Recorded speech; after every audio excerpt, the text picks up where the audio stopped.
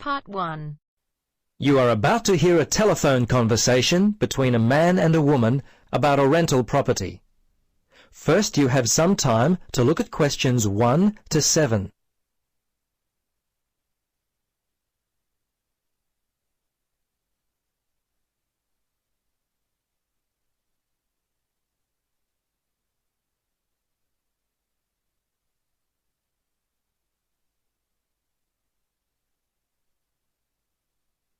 Now, listen carefully and answer questions 1 to 7.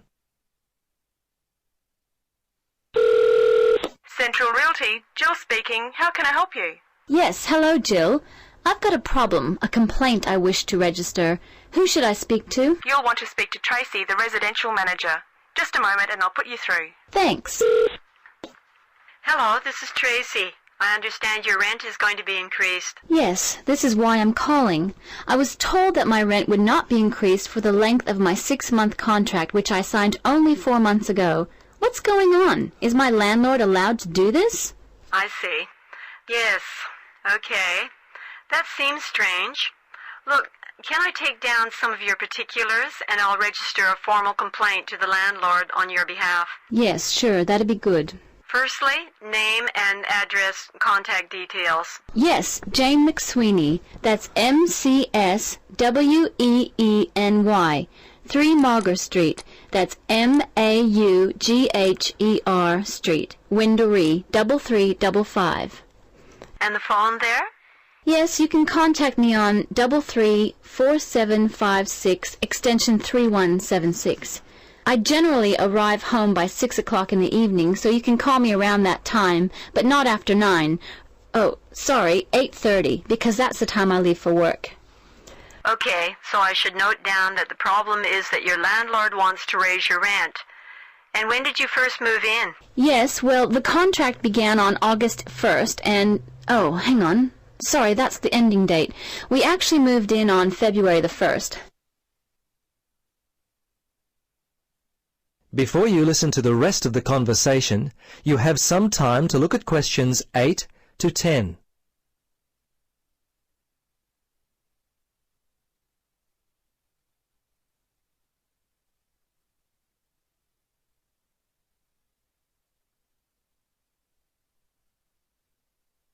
Now, listen carefully and answer questions 8 to 10.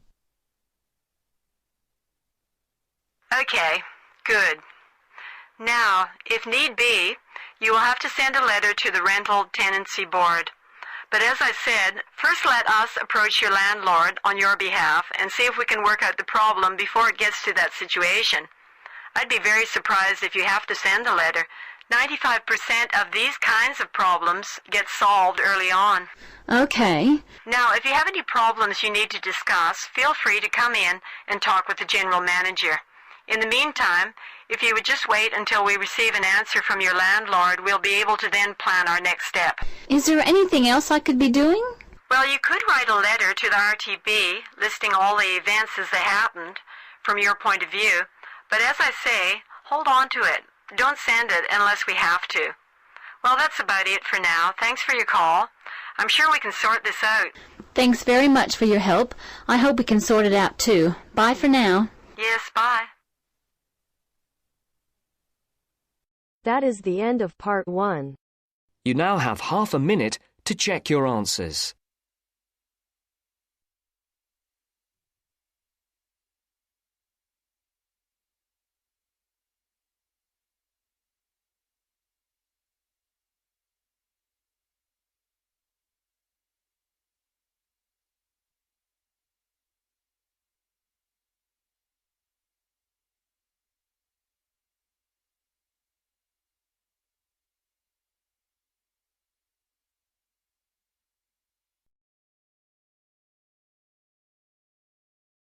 Now turns to Part 2. Part 2. You will hear a talk by a tour guide. First, you will have some time to look at questions 11 to 17.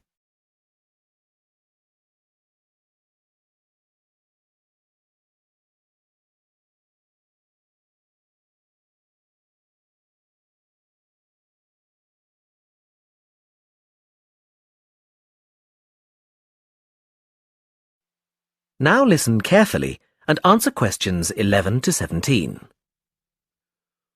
Welcome to San Fernando City Tours. I'm Mark, your tour guide. We have a lot to see in 3 hours, so make sure you're comfortable. We'll be traveling into the historical district first, and then into the town center. After that, it's out to the harbor, and we'll finish up at the lighthouse, just past the harbor. That will take us up to midday, and after that, you're free to do what you want.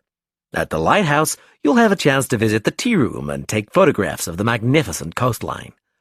Now, as we have only 3 hours, we won't be able to take you around the shopping district, but we think you'd prefer to look around the shops there in your own time anyway.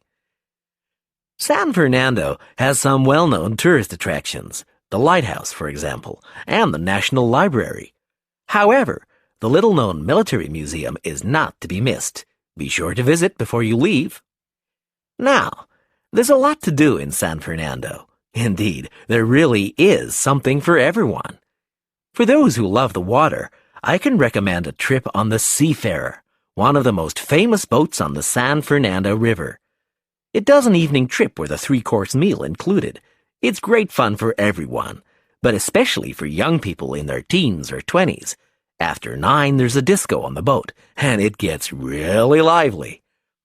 Then there's a climbing wall near the town center. It's incredibly popular, with a large wall for expert climbers and a smaller wall for novices. There's a junior wall and a creche, so it's a great day out for those of you with kids. And if you like walking, there's some great walking tours. The City Sights tour is highly recommended, as is the walking tour by the coast. But that one's only for the fit, not really suitable for children or the elderly. For more mature people, or those less able to get around, I would suggest a tour around the vineyards. It can be done in the luxury of a coach, and it's a wonderful way to explore the region's wines. Before you hear the rest of the talk, you have some time to look at questions 18 to 20.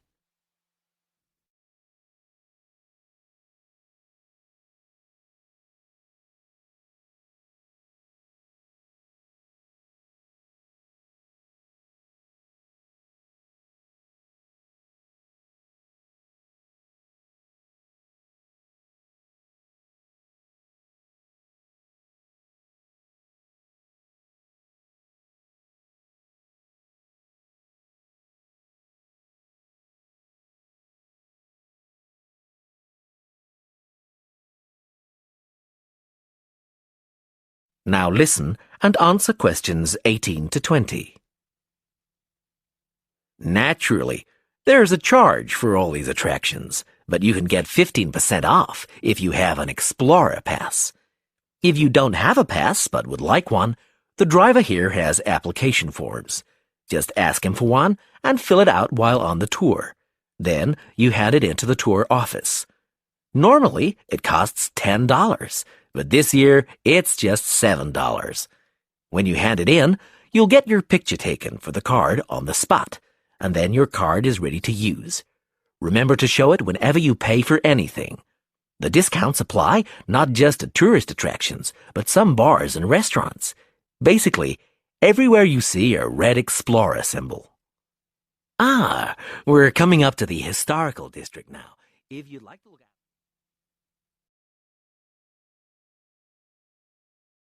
That is the end of part 2. You now have half a minute to check your answers. You now have half a minute to check your answers.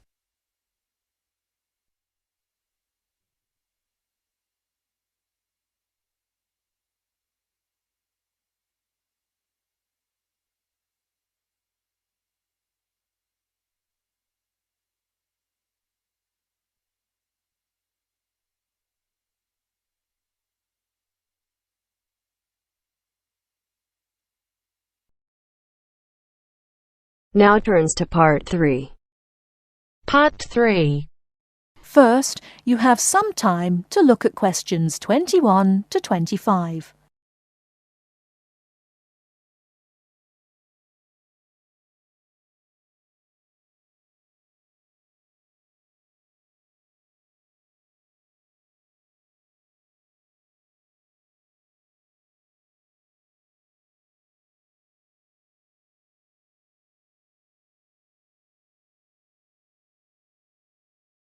Now listen carefully and answer questions 21 to 25. Good afternoon, everybody. It's Ronald Jaff with this week's edition of Movie Talk. First, let's look at the films this week in the theatre. The Kid Rides Again, When You Find Love, and Wronged. The last of the three, Wronged, is definitely the best. In fact, one of the best films in a long time, with Henry Michelson and Joanne Seymour. It is about a man who gets a life sentence for a murder he did not commit. In the style of the films of the 40s and 50s, it is a modern story of a man and his wife, wonderfully played by Joanne Seymour. They fight to make people believe Thompson is the wrong man and not the killer. The strength of their love is wonderful, even after Thompson has been in prison for 15 years. Of course, I won't tell you what happens after Thompson's 15th year in prison. That would ruin the story. But if you see no other film, you should see this one. The story may be old, but the acting is great, and it will hold your attention from beginning to end. Unfortunately, I can't say the same for When You Find Love. Just another silly story about how boy meets girl, boy loses girl, boy gets girl again, and they live happily ever after. Before you hear the rest of the talk, you have some time to look at questions 26 to 30.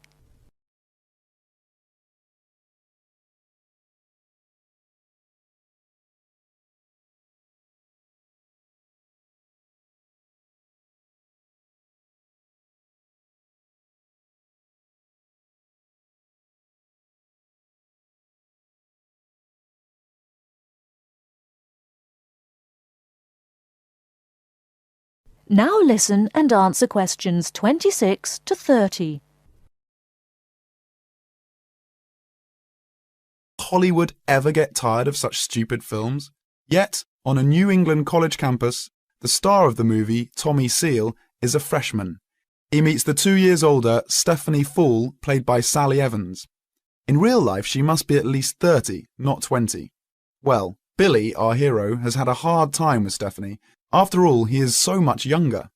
But they fall in love in about a minute, as long as it takes to take a picture with a Polaroid, and they are both so happy, in true paradise, until Buck, the star football player, played by Ronco Starr, the only good acting in the film, steals Stephanie away from the poor Billy. He is, after all, a senior and football star, and the rest of the film is about, naturally, how Billy gets Stephanie back, making her remember their love. He shows her that he, not Buck, is the man for her. Well, if you can stand a stupid story and bad acting, then take your 8-year-old child to see When You Find Love. Anyone older will leave the theatre before the movie ends. And finally, The Kid Rides Again, a western about a young cowboy, Kit Barnes, who stops the bad guys, the robbers, the killers, and plain old bullies and helps the good guys. Kit is fast with a gun and never once in this cowboy. Kit is the cowboy who never stays in one place for a very long time, who leads a lonely but very free life. Nothing new on the storyline, but a good classic-style western with good acting. Peter Sells as Kit catches just the right mood. He's an excellent and natural cowboy. There are beautiful scenes of the open country in the West and enough action to hold your interest. A good cowboy film for those who, like me, always enjoy seeing the Old West. And now, before we go on with the news from Hollywood, a word from our sponsor.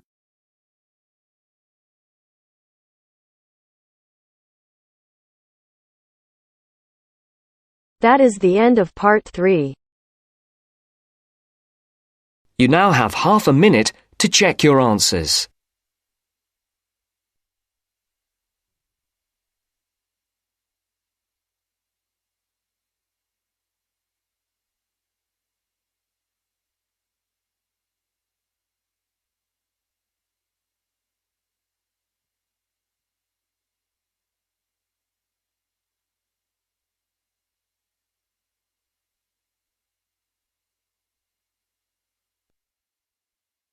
Now turns to part 4.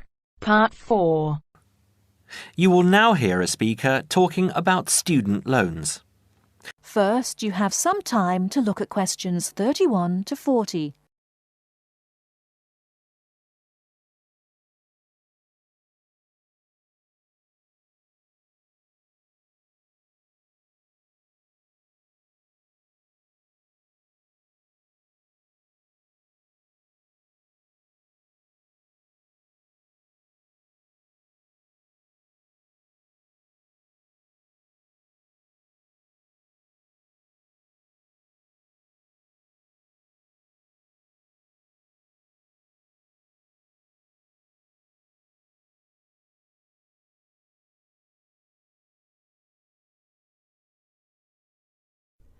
Now listen carefully and answer questions 31 to 40. Thanks for turning up today and welcome to this short talk on student loans. What you'll hear from me today are a few starting points, which should guide you in the right direction for what is suited for you. I'm assuming that most of you have an account at a bank or building society that you can draw funds from. These funds will either be your own or through a loan you may have with the bank. You may even have a credit card you can use. If you don't have a bank account, I suggest you open one with one of the major banks. It's the best option as you will find major banks have more outlets. Within the city and in close proximity to the university are HSBC in City Plaza, Barclays in Ragdale Square, National Westminster in Preston Park, and Halifax in Hope Street. At this stage, I just want to inform international students that not all the services available for resident students will be available to you. As international students, you need to provide documentation stating that you have funds available to see you through the duration of your study. Different banks have different policies, so search out the one that will benefit you the most. You will also need to provide a photocopy of your passport and certification of your enrolment in the university. The most common way of taking out a student loan is either through the university or through a banking institution. If you decide to go with the university, again, you need to supply a certification of enrolment and passport if you're an international student, or if you're a resident, you will only need the enrolment details. One word of warning is that you need to be clear on the interest you will be paying on your loan. The interest level through some universities is almost as much as the loan itself. So, if you borrow £10,000, you might have to pay back close to 20. Also, with student loans through the university, you have a limited time to pay them back, and this time is not flexible. You might have only 1 year. You might have 5. As I said, different universities have different policies. This university, for example, has an interest rate of 23.5%. It's quite high, but not as high as many of the other larger universities. The other option is to take out a loan through your bank. You will find that most banks will have lower interest rates than the university. They average roughly between 14.5 to 18.5%. Banks also give you an option of over how many years you want to make repayments. You can basically choose to pay it back in a year or in 10, even more if you are finding it difficult. Make sure you have an account with the bank you decide to go with. Either a current account or a savings account is enough. With either of these accounts, you can use your card to make withdrawals and deposits from automatic teller machines at any time, and make payments over the internet if you choose. You can also use Maestro, one of the systems which automatically take the money from your account at a time that you have specifically stated, and deposits it into a nominated account of your choice. You might decide to have £150 taken out each month, and each month this is what will happen. Also, check what fees apply with what services. Some services are free of charge, but they are few and far between. OK, so that's all from me. If there are any questions related to what I've covered today, please raise your hand. That is the end of part 4. You now have half a minute to check your answers.